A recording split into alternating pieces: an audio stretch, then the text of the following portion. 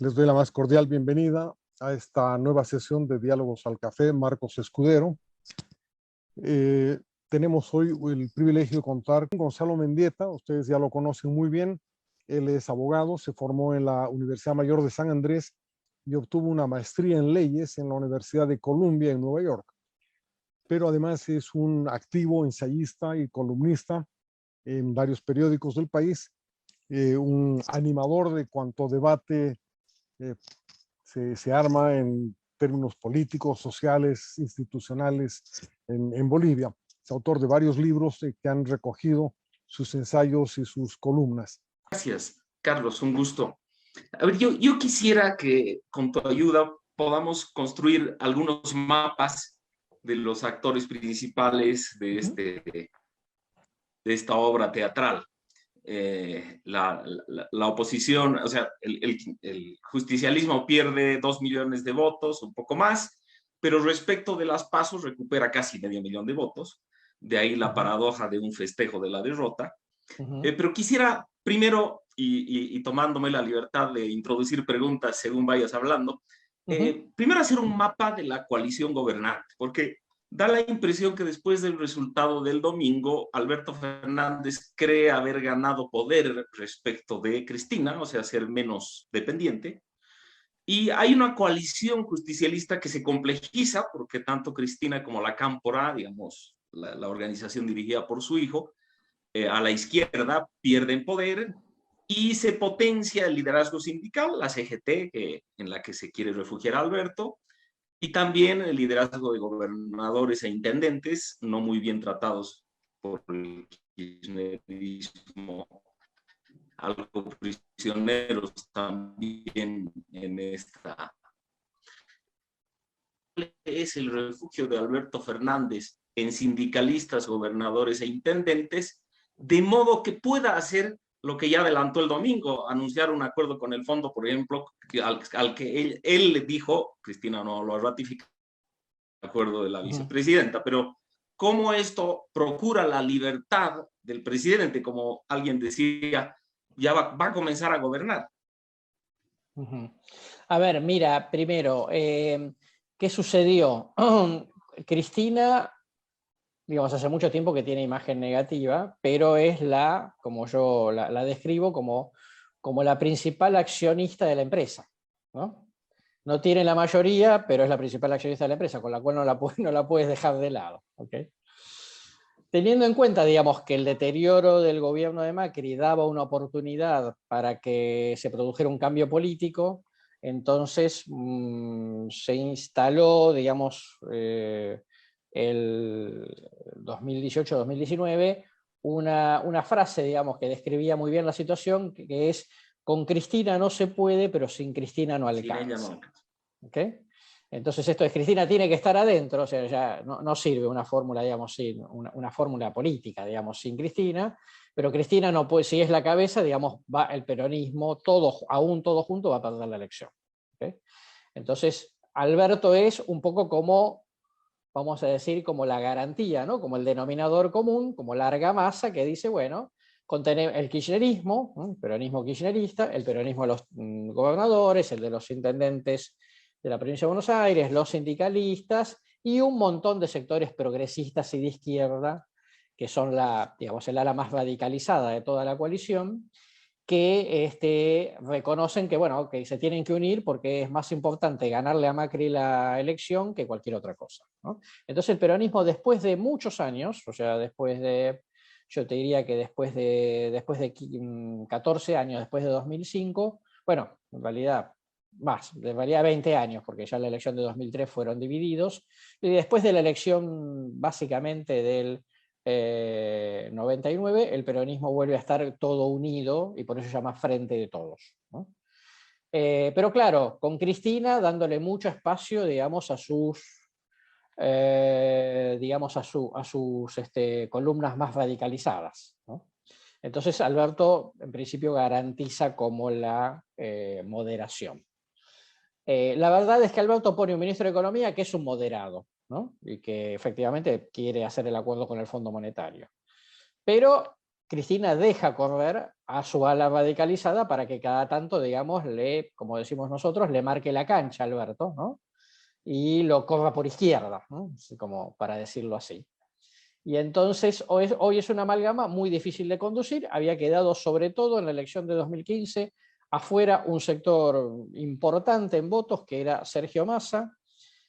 Sergio Massa es quien le gana la provincia de Buenos Aires en el año 2013 al oficialismo en ese momento. Sergio Massa ya había sido jefe de gabinete de Cristina y se presenta a la elección de 2015, saca el 21% de los votos, obviamente no entra al balotaje, pero es el tercero más votado de la historia argentina, con lo cual se convierte en un fenómeno en sí mismo. Se presenta después en la elección de 2017 para legisladores, ya no le va tan bien, y finalmente, digamos, en el momento en que se termina de producir el Frente de Todos, Massa tenía más o menos como un 8% de intención de voto, con lo cual, tengamos en cuenta esto, Alberto Fernández le gana a Macri por 48-40, con lo cual hay 8 puntos de diferencia, y entonces Massa se vuelve estratégico, ¿no?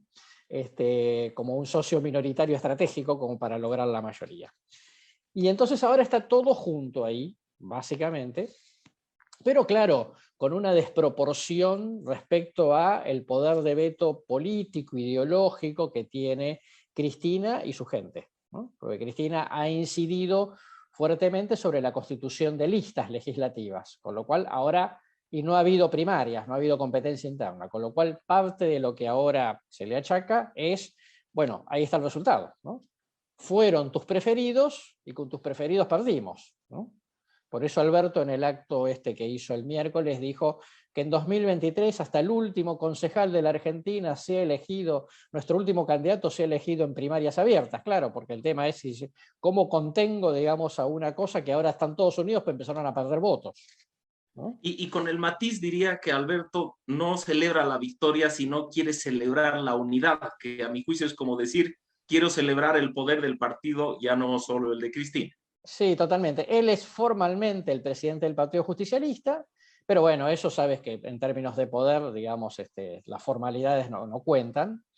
Y la verdad es que la mayor parte del peronismo, en términos estructurales, no es el cristinismo, ¿no? Digo, los gobernadores, los intendentes, los sindicalistas, etcétera, son lo que llamaríamos el peronismo como más tradicional, más corrido al centro, si querés, digamos, más amigo, digamos, de la negociación que de la confrontación, ¿no?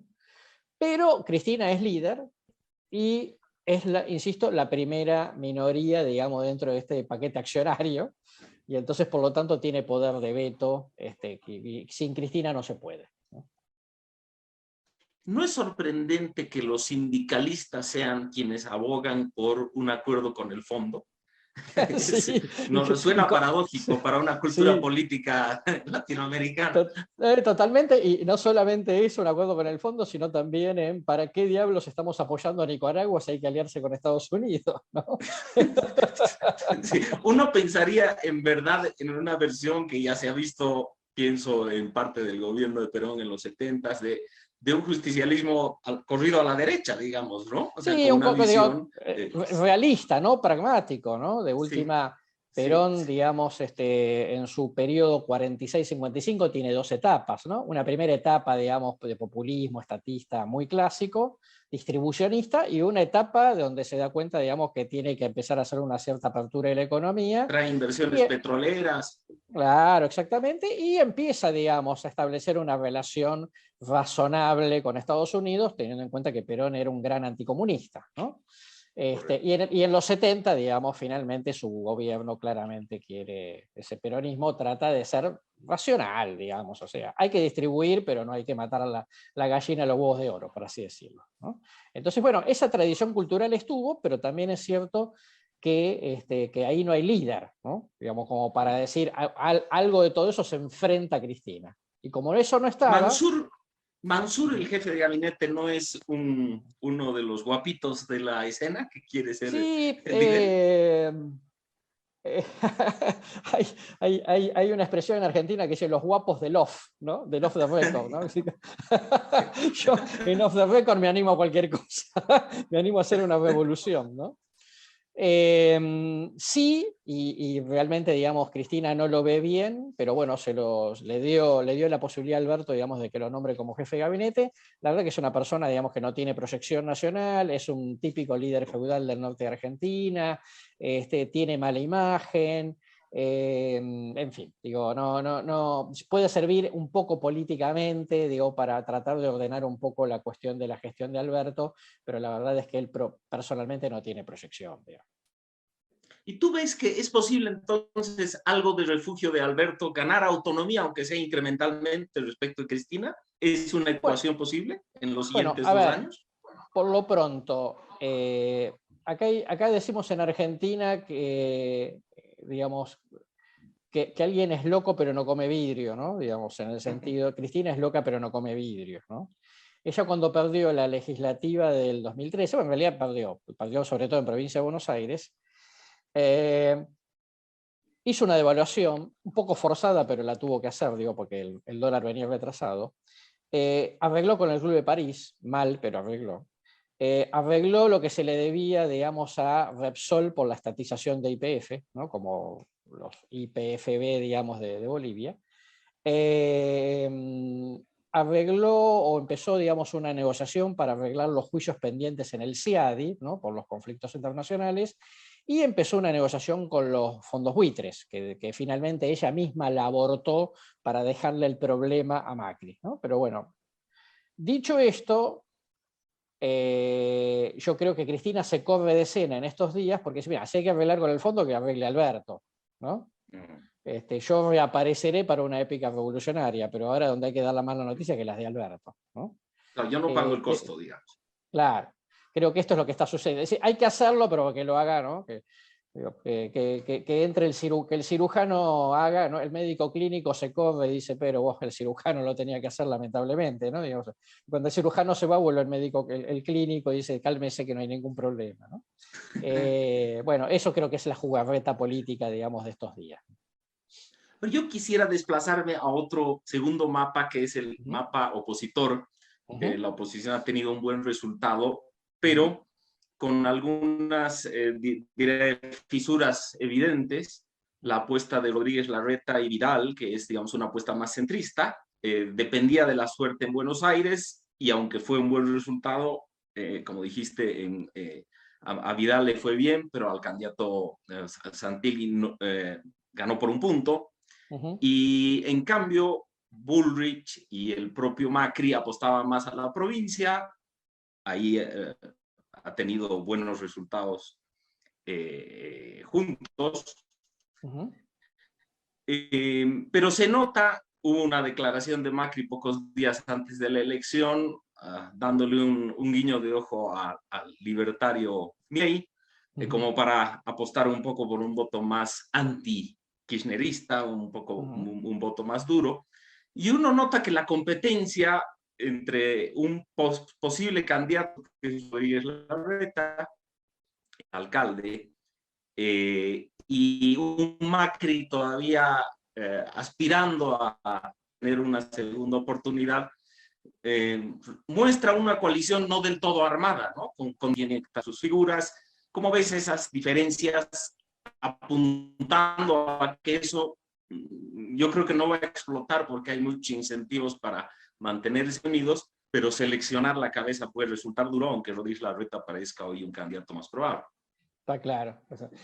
Les advierto a todos que Gonzalo tiene una información maravillosa sobre la situación de Argentina, digamos, así que no hace falta que yo agregue muchas cosas. A ver, el primer dato importante, digamos, es la primera vez desde que existe el kirchnerismo que existe una coalición competitiva para enfrentarlo y poder ganarlo en elección, ¿no? De lo cual ya, digamos, es claramente un mérito.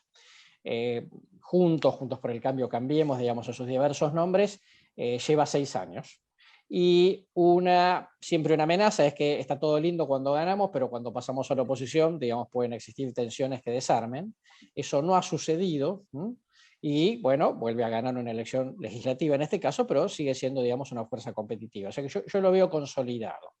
Obviamente, claro, cuando empiezan a ver la posibilidad del premio mayor, todo el mundo se empieza a entusiasmar con querer ser candidato presidencial, ¿no? ¿Por qué no?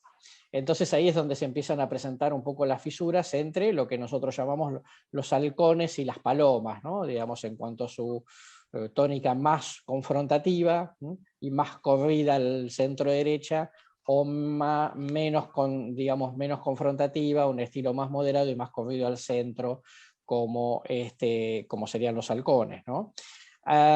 Eso en segundo lugar. En tercer lugar, tener en cuenta que además Cambiemos se armó con una gran preeminencia del PRO, el partido de Macri, en 2015, pero en este último año, sobre todo, ha tenido un crecimiento importante de vuelta, uno de los 2 o 3 partidos más antiguos de la Argentina, que es la Unión Cívica Radical, que conduce 3 distritos, mientras que el PRO tiene uno solo, que tiene la mayor parte de los alcaldes a nivel nacional, etcétera, que tiene ahora, por primera vez después de mucho tiempo, 2 candidatos que podrían ser competitivos en una elección presidencial, que son Facundo Manes, un neurólogo outsider que se sumó, digamos, que en realidad era radical, pero ahora se sumó, fue a esa primaria en la provincia de Buenos Aires, la perdió, pero hizo una buena elección y quedó bien posicionado, y otro personaje que se llama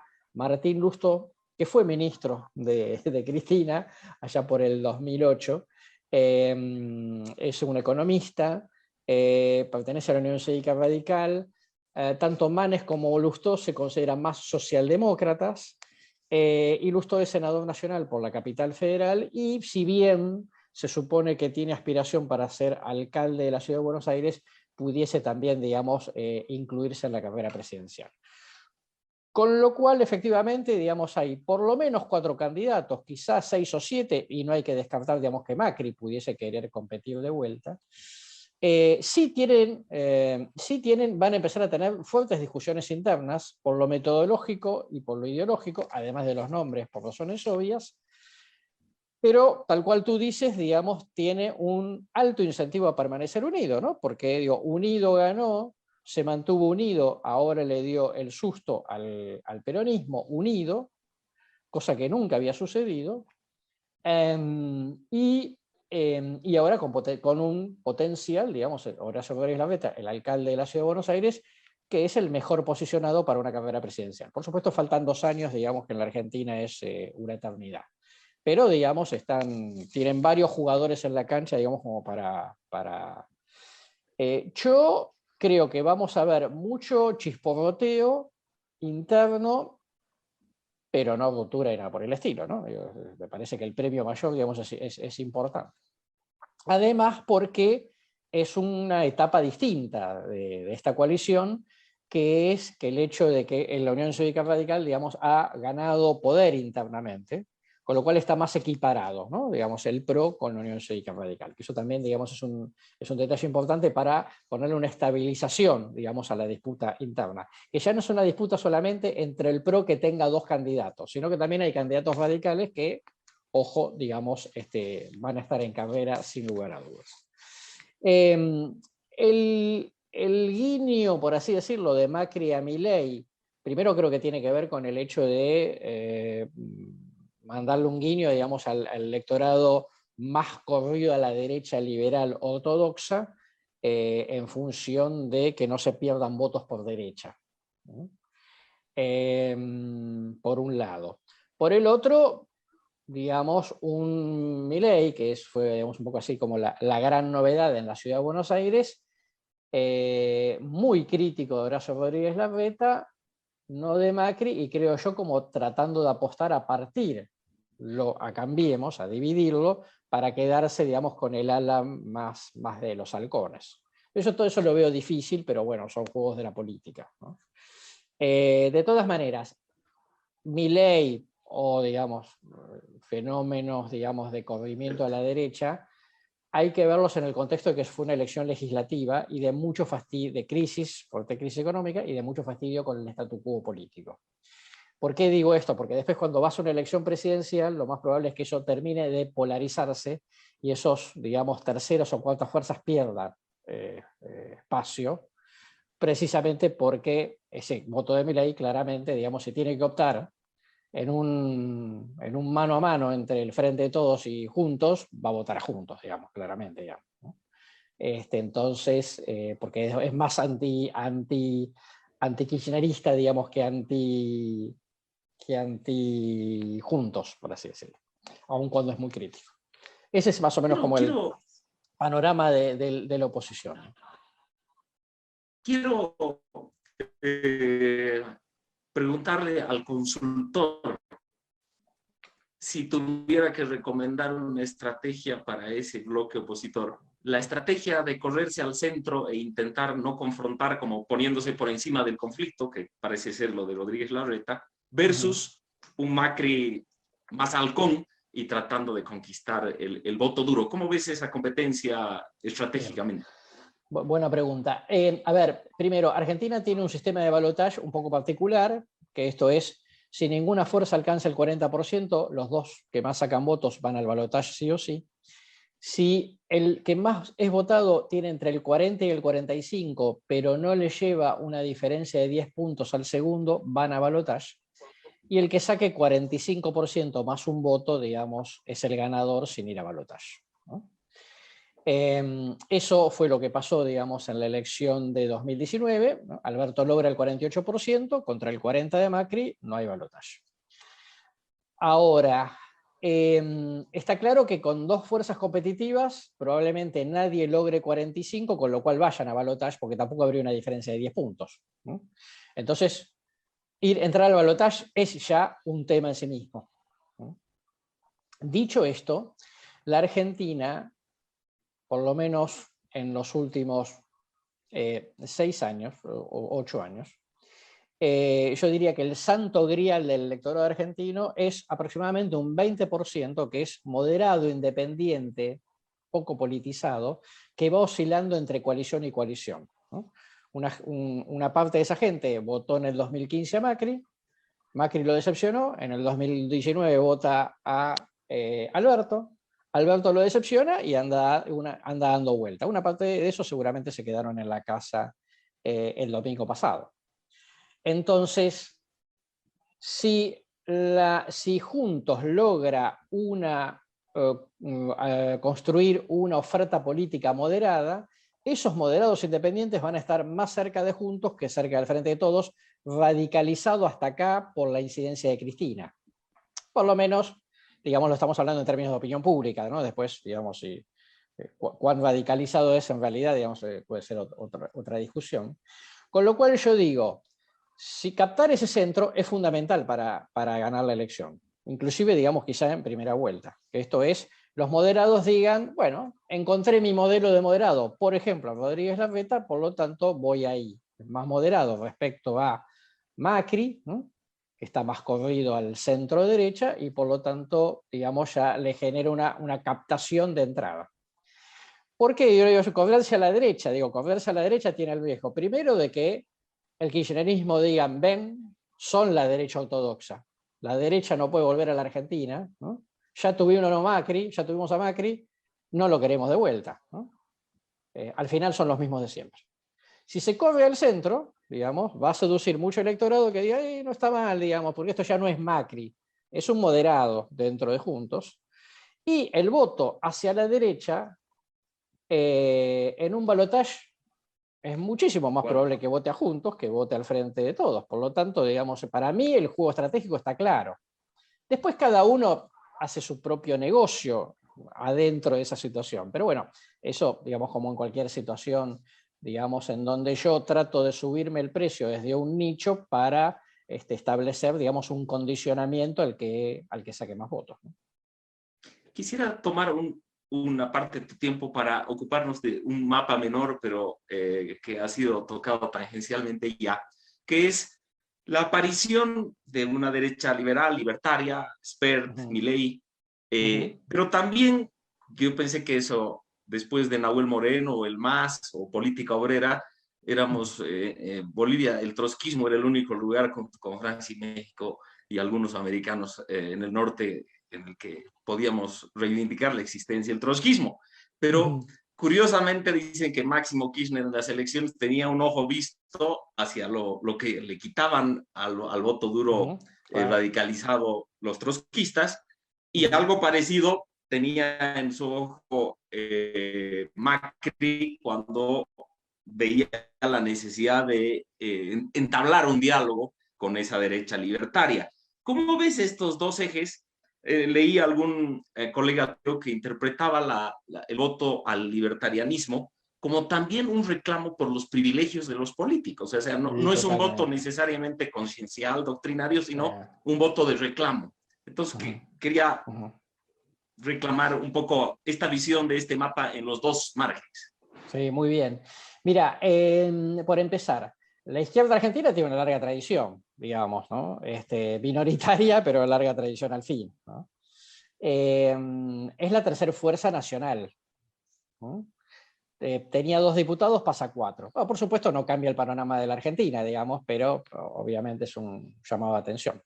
Solo cruzando la frontera de Tarija, digamos, en Jujuy, la izquierda está peleando en la justicia voto a voto el segundo puesto con el peronismo, ¿no? En una provincia tradicionalmente peronista, digo, lo cual también te da una idea de algunos problemas estructurales que tiene el peronismo en esta etapa histórica. Entonces yo, cuando dicen, bueno, pero el crecimiento de los libertarios, yo digo, bueno, el crecimiento de los libertarios fue también el crecimiento de la izquierda, ¿no? Lo que yo creo, dicho en términos más politológicos, es una fragmentación centrífuga, ¿no? Se fragmenta y se va hacia los polos, por derecha y por izquierda. Ambas situaciones son yo no creo en el crecimiento ideológico de los polos, creo que los polos crecen por fastidio con el statu quo político, ¿no? Tal cual vos bien lo describís, el Frente de Todos pierde por izquierda con esta izquierda trotskista, pero que siempre se presenta a elecciones, ¿no? Y algo de Juntos se pierde por derecha con Esper Milei. Pero el fenómeno de izquierda es más claramente un fenómeno que siempre en la parlamentaria crece y después baja en la presidencial, ¿no? Con lo cual tiene que ver con el típico caso de, digamos, me doy el gusto de votar por izquierda, total, por ahí entra un diputado, me doy el gusto, pero no va a cambiar el mapa de la Argentina. Cuando me vaya, vas a sacar el polvito. Perdón, que corte su micrófono. Y en lo que tiene que ver con la derecha, creo yo que tiene que ver en parte con una reacción a un exceso de intervención económica por parte del gobierno de Alberto, sin duda, impositiva, regulaciones, cepos, etc. Pero muy fuertemente de rechazo, digamos, a lo que Milei ha llamado la casta política, ¿no? Porque efectivamente Milei, que se presenta en la Ciudad de Buenos Aires, que es un electorado muy atípico para el conjunto de la nación, con lo cual, digamos, también es un poco un espejismo, ¿no? No es la foto nacional ni nada por el estilo. Milei saca en la Ciudad de Buenos Aires un porcentaje bastante homogéneo en las distintas comunas en las cuales se divide electoralmente la ciudad, y hace su mejor elección, casi 19%, él saca 17%, llega al 19% en la comuna 8, que es el sur de la Ciudad de Buenos Aires, que es la única comuna en donde gana el Frente de Todos. Porque curiosamente, donde mejor le va el Frente de Todos, mejor le va a Milei, ¿no? Con lo cual ahí lo que te está diciendo son varias cosas. Primero, que es bastante transversal, mucho más transversal en lo social. No es un fenómeno solamente de sectores medios y medio altos. Segundo, que además está claro que le ha competido al Frente de Todos en el segmento de menos de 30 años, ¿no? Con lo cual, digamos, está claro que no es ideológico, ¿no? Y la tercera cuestión es que efectivamente es un mensaje, digamos, de fastidio a la dirigencia política. Yo creo que este fastidio se manifestó por 3 vertientes: el corrimiento hacia la izquierda, el corrimiento hacia la derecha y la mayor abstención, ¿no? Que los afectó a todos, solo que afectó más en el global al Frente de Todos que a Juntos, y que que el Frente de Todos mejoró algo en términos de votos, precisamente porque logró movilizar más.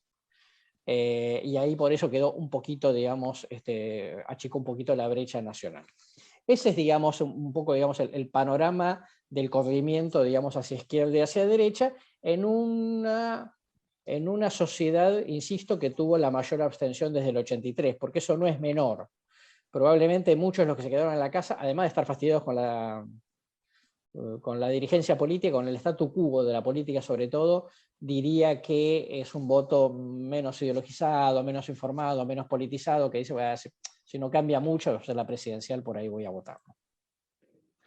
Quisiera usar los últimos minutos, Carlos, para examinar el sistema de incentivos que está detrás, políticos, detrás de un posible acuerdo con el fondo.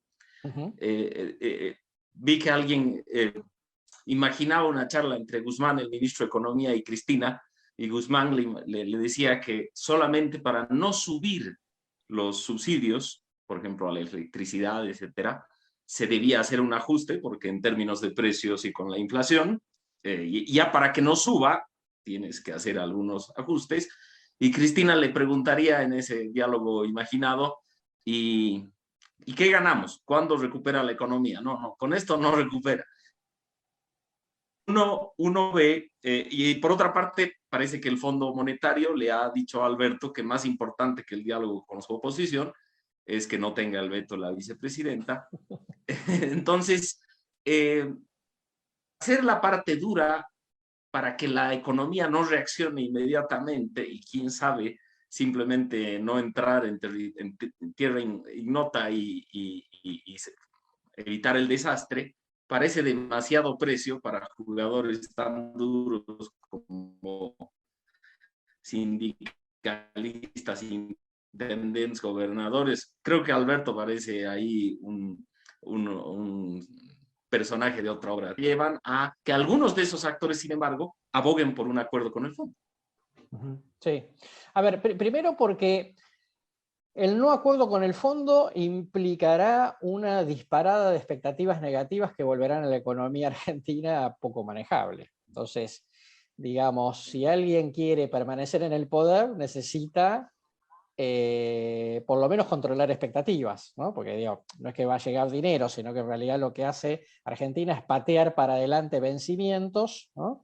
Y promete ordenar algunas cosas, como ir reduciendo el déficit fiscal, con lo cual implica, entre otras cosas, digamos, ir quitando subsidios, que probablemente sea la cuenta más grande, ¿no? Tanto en términos de déficit fiscal como en términos de demanda de dólares, porque después hay que importar combustible, digamos, hay que pagarle el gas a Bolivia, digamos, entre otras cosas. Con lo cual es como decirte, estás enfermo, tenés gangrena en el pie, te lo tendrías que cortar. No me quiero cortar el pie. Bueno, el riesgo es que la gangrena te tome todo el cuerpo y te mueras por gangrena, ¿no? Entonces es preferible perder un pie a morir por gangrena, digamos, por no querer quitártelo, ¿no? Y esto es más o menos, digamos, como la reflexión que hacen los más racionales dentro del frente de todos, es, hagamos, algo tenemos que hacer, va a doler, y bueno, nosotros bancamos, porque al final los sindicatos digamos, son reguladores del conflicto social, la movilización no importa tanto, el tema es, digamos, un conflicto social descontrolado, ¿no? Entre los movimientos sociales, que muchos de ellos responden al gobierno, más los sindicatos, tenés un regulador de conflictos sociales. En ese sentido, la Argentina tiene una situación estructural muy distinta a la de Chile, ¿no? Que explotó y después no se sabía con quién había que hablar. Entonces, no es la primera vez que los sindicatos en Argentina bancan un ajuste, ¿no? Lo bancaron en el 89 con Menem y bancaron muchas cosas peores, privatizaciones, desregulaciones, etc.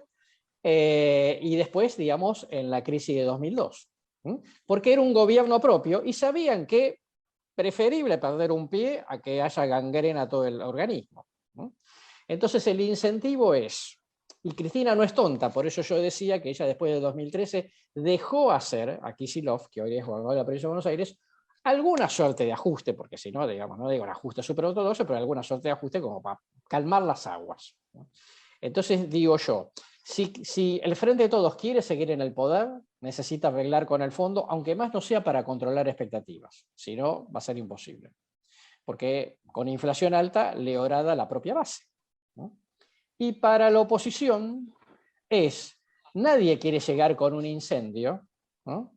Porque después puede ser inmanejable y digamos, y a los primeros 2 años tener un dolor de cabeza en donde tengas que empezar a maldecir de para qué diablos ganaste la elección si en esta circunstancia era el peor de los mundos, ¿no? O sea, yo creo que, sinceramente, creo que sistémicamente le conviene a todos. Creo que en el fondo todos están convencidos de un ajuste moderado, por supuesto. La discusión es, digamos, quién pone la cara. Hasta el Fondo Monetario parece estar convencido de darle un el Fondo Monetario, de ajuste yo creo que blando, ¿no? hay 3 razones, ¿no? El Fondo Monetario le prestó a Macri y todavía tiene que dar explicaciones dentro del propio Fondo Monetario. ¿Por qué le prestó tanto dinero a un gobierno que no sabía si se lo iba a poder pagar, independientemente de lo que uno piense, digamos, de Macri? La primera cuestión. La segunda cuestión es cristalina en complicación con su famoso tema del índice que mejora, digamos, a China, ¿no? Y la tercera cuestión es, Biden no quiere problemas en América Latina. O sea, ya hay suficientes problemas en América Latina como para que encima Argentina se convierta en un dolor de cabeza adicional. Con todo eso, el tema es, muchachos, arreglen algo razonable y vayamos viendo.